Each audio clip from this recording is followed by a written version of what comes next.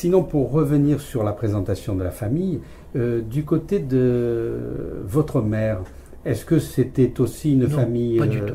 oui, Ma mère était... c'est une histoire de pied noir, ça. Ma mère avait une grand-mère anglaise, un grand-père toscan, une grand-mère croate et un grand-père piémontais. Naturellement, ça s'appelait Strumia, son nom de jeune fille, qui est un nom qui vient quasiment de Fiume et ce coin-là, quoi, vous voyez, donc, des Croates, quoi. Et mon arrière-grand-père, le grand-père de ma mère, mon arrière-grand-père, était donc toscan, grand écuyer du duc de Modène. Et il était contre l'unité italienne. Il s'est donc battu pendant 10 ans contre l'unité italienne. Et on me racontait qu'il attaquait les diligences, enfin, c'était des terroristes. Quoi, hein. Et il s'est enfui à Vienne, hein, puisqu'il est à Vienne, et il s'est enfui à Vienne, et là, en fait, il était condamné à mort par le gouvernement italien. C'était contre l'unité italienne. Donc, il s'est enfui à Vienne, et à Vienne, il s'était marié avec la première dame de compagnie de la grande-duchesse de Modène, qui étaient des petits aristocrates anglais, comme eux, ils étaient seigneurs de Faenza. Ils avaient été anoblis par les Borgia. On a retrouvé ça au Vatican. Hein.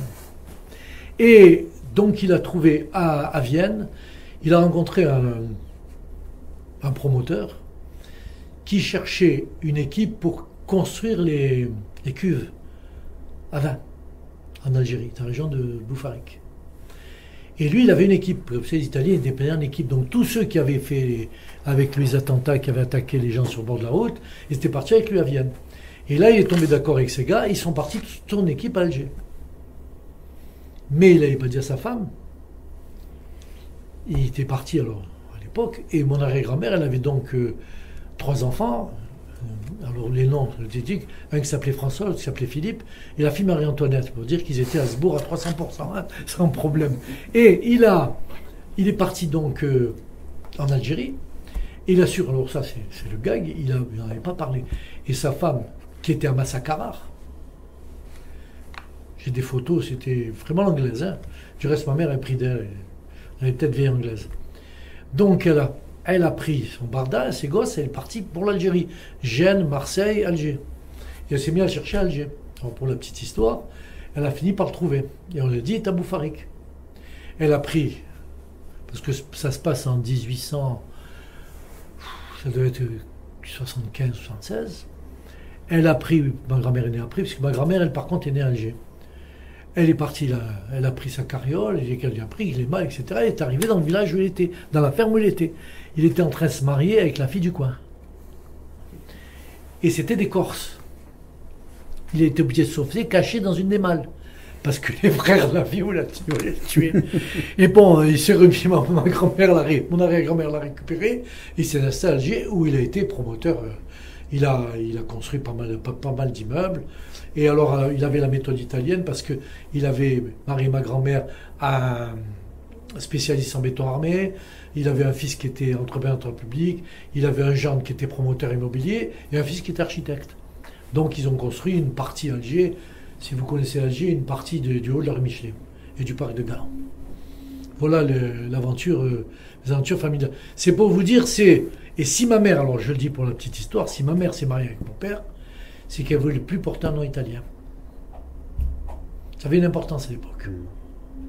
Elle s'est mariée en 21 avec mon père, parce qu'elle veut pas, parce qu'elle a été demandée en mariage par Étienne, je n'étais pas, par le fils Ferrero des pâtes, vous savez, fabricant de pâtes. Et elle n'avait pas voulu parce qu'il s'appelait Ferrero. Elle ne voulait pas, non, et c'est comme ça.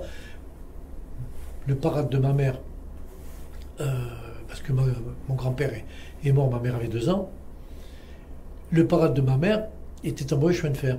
Donc il avait été nommé à Constantine, qui est un grand centre de chemin de fer.